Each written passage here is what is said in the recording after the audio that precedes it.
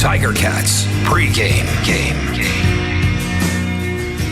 Well, we're still about half an hour away from kickoff here at Tim Hortons Field. Ticats, Alouettes, East semifinal. The snow is falling down, and it's just a great afternoon for football, and here to discuss it.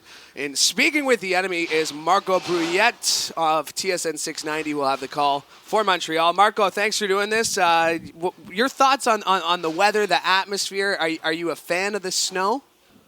Listen, this is playoff weather in the CFL, and I think nobody is surprised by this considering the late start to the season. We knew that the playoffs were pushing towards the end of November into December.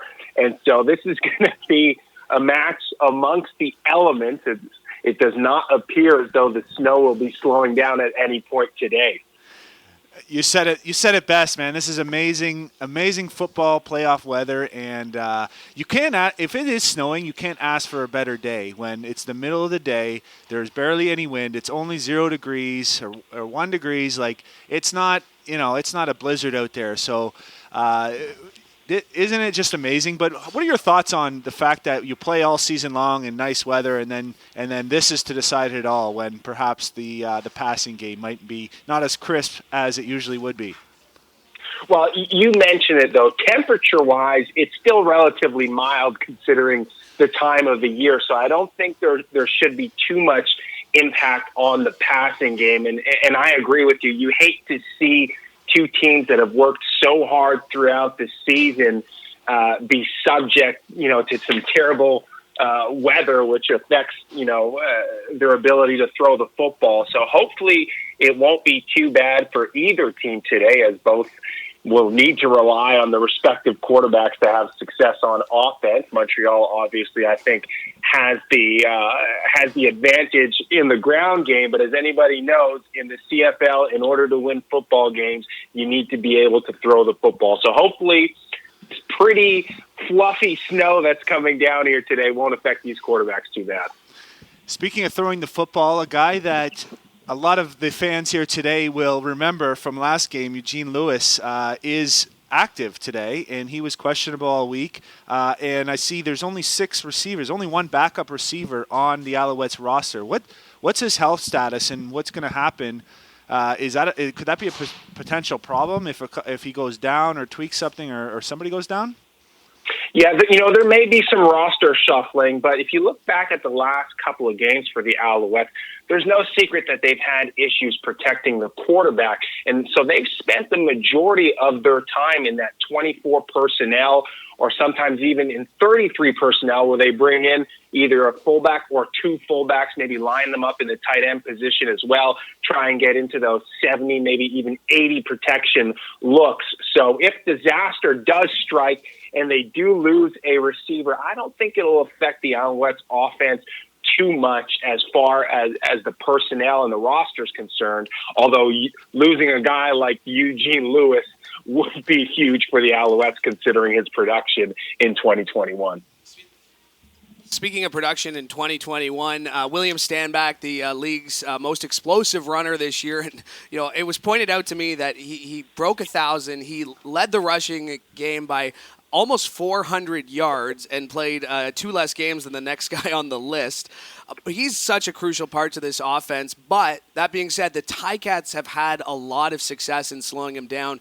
How much of a factor do you feel like that previous history is going to be for planning this offense, knowing that the Ticats have done a really good job of shutting Stanback down this season? Well, if you look at the Alouettes throughout the season, when they're successful on offense, it's because they are able to run the football. And you're absolutely right. The 2 times these teams played, Stanback combined 24 carries for only 99 yards, which is far below his average throughout the season. And so I don't think the Alouettes should shy away from this. I think they need to take it on head first.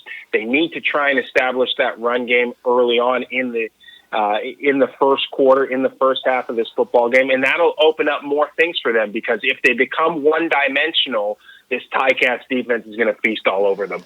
Just following up on that question, what are some ways that you think the Alouettes could get him more involved if the traditional running game is being stinted, like like the last two games against Hamilton? What are some other ways, some other looks they could give, or have you seen in practice? They do have Curtis Artis Payne, another tailback on the roster. So I would love to see some of that 24T personnel where you've got two tailbacks in the football game, and now you can give different looks. I mean, those are two complete different style runners. Stand back, more of that north-south bruising type back, as opposed to Artis Payne, who's a little shiftier, can run it off the end, stretch the perimeter a little more. So if they can't necessarily get the run game going with stand back between the tackles, I think a nice change of pace would be having Artis Payne in there, or possibly even both, to give the Ticats defense new looks and get the football to the perimeter with some additional speed from Artis Payne. We're speaking with the enemy with Marco Brouillette here on Tiger Cats pregame, presented by Active Green and Ross. And this will be the first playoff matchup between the Montreal Alouettes and the Ticats. And Marco, I know you remember that game well, just like my friend Andy here. I want to ask about that. Since 2014. 2014, yeah. So that's I know you know that game, and I want to talk about that for a second. But it's also the third straight time that Trevor Harris is going to face the Ticats with three different teams. He seems like he's the ultimate kind of X factor. If he can have a game where he put up 6 touchdowns like he did a couple of years ago, then the Ticats might be in trouble. But if he comes out like he did with Edmonton last year, then who knows? So what are you expecting to see from Trevor Harris? Well, we've seen Trevor Harris's progression since his arrival in Montreal. Every week that goes by, he appears more and more comfortable within Kahari Jones's offense, but we still have yet to see that Trevor Harris that we're used to seeing, those 300-yard passing games. And I know this offense is not built and does not built around the quarterback in the sense that they don't need that type of production out of that position because they are so well-rounded. However, if they cannot manage to run the football, they will have to rely on Trevor Harris and hopefully see one of those 300-yard games that we're used to seeing out of him. One thing you're going to get out of Trevor Harris is you're going to get 70% completion. I mean, that you look at his stats this season, you look at the stats in his career, that's what he delivers. Now, can he limit mistakes? Can he put up more than the 180, 170 yards that he's been averaging so far during his time with the Alouettes? We'll have to see how that goes today. Let's switch gears for a sec on the defensive side and talk about the entertainment business a little bit here. I thought that was a golden little skit there. Patrick Levels talking about just the excitement leading up to this game and talking about this is the entertainment business, and it makes for good material and good storylines leading up. What are your thoughts on a player speaking out like that and whether it's guaranteeing a win or just talking trash into the media beforehand? Patrick Levels is a very vocal guy. I mean, he's been that way the whole season. He wears his heart and his emotions on his sleeve, and I don't think that he would have said those things in the press conference, for example, guaranteeing a win here in Hamilton today, if he didn't have the backing of the other guys in that room with the Montreal Alouettes. And so perhaps it's a little out there, a little flamboyant, but that's his style. And I don't think it rubbed anyone the wrong way inside the building back in Montreal. And so we'll see if he can put his money where his mouth is today. And that'll start with his own personal performance. The last thing you want to do is have that type of conference, make those type of comments and guarantees, and then show up and just be a lame duck out there and not, contribute or make any big play. So I feel like he probably added a little pressure on his own shoulders by saying that, but hopefully he can deliver. Yeah, he sure did, and it's something to watch for sure. But a confident group on defense, to say the least. And what are the keys to slowing down this Ticat offense? I think they need to get to Jeremiah Masoli. And you guys know, the Ticats, they like to empty the backfield. They'll go 6R. They'll spread the football around. And weather permitting, I assume they'll probably do that again here today against the Alouettes. And so if they can get in Masoli's lap, get some push on the inside of the pocket, because we've seen some poor decision-making from Masoli in the past when he's flushed out of the pocket or when there's pressure up the middle and he's forced to throw off of his back foot. That's where you see those errant, inaccurate throws that often result in interceptions. And so if the Alouettes want to disrupt the Ticats offense, it all starts with getting pressure on Masoli. Marco, the last time the Montreal Alouettes won a playoff game, you were in uniform for them. If they want to win today, what are they going to have to do? I think there are three keys to the Alouettes coming away with the win today here in Hamilton.